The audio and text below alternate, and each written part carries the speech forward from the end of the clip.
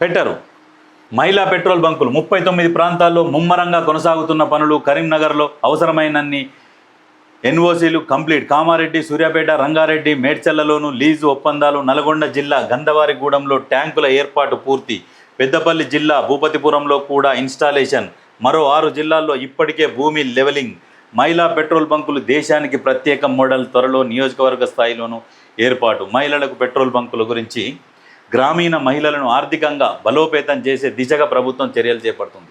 రాష్ట్ర వ్యాప్తంగా మహిళా పెట్రోల్ బంకుల ఏర్పాటుకు ప్రక్రియను స్పీడప్ చేసింది. అయితే మహిళలను కోటీశ్వరులను చేయడమే లక్ష్యంగా రాష్ట్ర ప్రభుత్వం కొన్ని నిర్ణయాలు తీసుకుంది. దానికి అనుగుణంగా పనిచేసుకుంటూ పోతుంది. ఎందుకంటే ఇప్పుడు మనం కేంద్రాన్ని నమ్ముకునే పరిస్థితిలో లేము. కాబట్టి మన రాష్ట్రాన్ని మనం డెవలప్ చేసుకుంటూ పోవాలి. కానీ మన రాష్ట్రం నుంచి ఎంతైతే ట్యాక్స్ కడుతున్నామో, ఉదాహరణకు రూపాయి కడితే మనకు 30 పైసలే తిరిగి ఇస్తున్నారు. 30 పైసలు తిరిగిచ్చుకుంటా కూడా కేంద్రం 197 లక్షల కోట్ల అప్పు చేసింది. ఎందుకు అంతగానం అప్పు చేసింది? మరి ఏమంత పెద్ద డెవలప్ చేసిందంటే అది తెలియట్లేదు. ఇక్కడ నుంచి రాష్ట్రాల నుంచి వచ్చే ఆదాయం తీసుకుంటుంది. రూపాయి తీసుకొని 30 పైసలు ఇస్తుంది, మళ్ళీ 70 పైసలు మింగుతున్నది. మరి మీదంగా ఇంకా అప్పు చేసింది.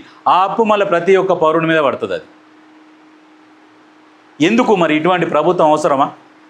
అందుకనే ఇది ఇక కేంద్రాన్ని నమ్ముకోక రాష్ట్రం ఏం చేస్తుందంటే మహిళల కోసం పెద్దపీట వేస్తున్నది. ఉచిత బస్సు కావచ్చు, సబ్సిడీ సిలిండర్లు కావచ్చు, ఇటువంటి మహిళా పెట్రోల్ బంకులు కావచ్చు, వీళ్ళకి ఇస్తే వీళ్ళ కాళ్ళ మీద వీళ్ళు నిలబడతారు. ఎవరి మీద ఆధారపడకుండా బతకగలుగుతారు. కోటీశ్వరులు అవుతారన్న ఉద్దేశంతో ప్రభుత్వం ఇటువంటి మంచి పనులు చేస్తుంది. నిజంగా గ్రేట్. చెట్లు నరకడానికి వీల్లేదు. కేబీఆర్ పార్కు చుట్టూ చెట్ల నరికివేతపై సుప్రీంకోర్టు స్టే. సెన్సిటివ్ జోన్లో చెట్లను నరకొద్దని మధ్యంతర ఉత్తర్వులు. కేంద్ర రాష్ట్ర ప్రభుత్వాలకు నోటీసులు జారీ చేసిన ధర్మాసనం. కొత్త ఫ్లైఓవర్ పనులకు బ్రేక్. వీళ్ళందరూ పోయి పిటిషన్ వేస్తారు కోర్టులో, చెట్లను నరికేస్తున్నారని. ఎందుకు పిటిషన్ వేస్తారు అని అంటే బీఆర్ఎస్ వాళ్ళు, ఇంకెవరో కాదు. ఎందుకు వేస్తారంటే ఇప్పుడు 5 కిలోమీటర్ల మేర 7 ఫ్లైఓవర్లు, 7 అండర్ పాస్లు కడుతున్నారు. ఇవన్నీ కనుక పూర్తి అయితే అక్కడ ఒక లుక్ వస్తుంది. ఎక్కడంటే మన ఏదో లండన్లో కనుక బయటి దేశంలో ఉన్న లుక్ వస్తుంది ఆ లైటింగ్లకు వీటన్నిటికీ. ఆ లుక్ వచ్చేసరికి ఏమవుతుంది? ఎవరికి పేరు వస్తుంది? సరే, సమస్యలు తీరుతాయి, ట్రాఫిక్ సమస్యలు తీరుతాయి అన్న ఉద్దేశంతోనేమో ఇప్పుడున్న ప్రభుత్వం చేస్తున్నది. అయితే ఇవంతా చూసేసరికి జనాలు ఎక్కడి నుంచో వస్తుంటారు కదా, హైదరాబాద్కి వచ్చిపోతుంటారు. చూసేసరికి అబ్బా కాంగ్రెస్ ప్రభుత్వం ఏం చేసింది డెవలప్మెంట్ అని చెప్పేసి ఎవరైనా సరే మంచి చెడుని చెడుగా చూస్తారు కదా. ఇవన్నీ చూస్తే ప్రభుత్వానికి ఎక్కడ మంచి పేరు వస్తుందో. నెక్స్ట్ మళ్ళా అధికారంలోకి రేవంత్ రెడ్డి వస్తా అంటున్నాడు. ఇవన్నీ చేస్తే మళ్ళీ ఆయన ఖచ్చితంగా వస్తాడు. ఎట్లా ఇవన్నీ జరగకుండా చూడాలి అన్న ఒక దుర్బుద్ధితోని ఇటువంటి పనులు చేస్తున్నారు. అయితే చెట్లు నరికేస్తే ఆ చెట్ల బదులు వేరే ప్రభుత్వ స్థలాలల్లో మళ్ళీ చెట్లు పెట్టరా ప్రభుత్వం? బాధ్యత లేదా? ఇప్పుడు అదొక మంచి పని కోసమే కదా, చెట్లు నరికి అమ్ముకుంటలేదు కదా.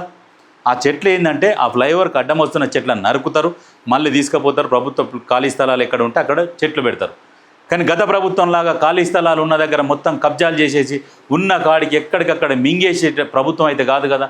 అయితే వీళ్ళ మంట ఏంటంటే బీఆర్ఎస్ది ఎక్కడ కూడా అవినీతి చేస్తలేరు, ఎక్కడ దొరుకుతలేరు. ఏం చేయాలి?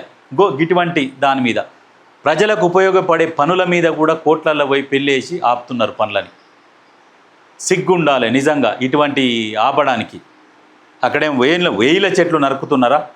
చుట్టూ 5 కిలోమీటర్ల మేర పనులు జరుగుతున్నాయి.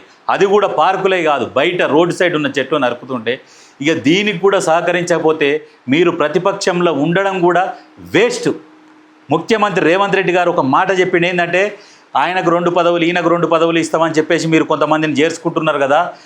నెక్స్ట్ మీకు ప్రతిపక్ష హోదా కూడా దక్కనియని బిడ్డ అన్నాడు కదా. నిజంగా ప్రతిపక్ష హోదా కూడా దక్కనియొద్దు. ప్రజలారా మీరందరూ ఒకసారి ఆలోచించండి. హైదరాబాద్లో ఉన్నోళ్ళు ఒక మంచి పని మొదలు పెట్టుకుంటే ఆ పనికి కూడా అడ్డంకులు తెలుపుతున్నారు. ఎందుకంటే ఆ పని కనుక పూర్తయితే ఎక్కడ ప్రభుత్వానికి మంచి పేరు వస్తుందో అని చెప్పేసి ఆ ఒక కుళ్ళుతోన దుర్బుద్ధితో ఇటువంటి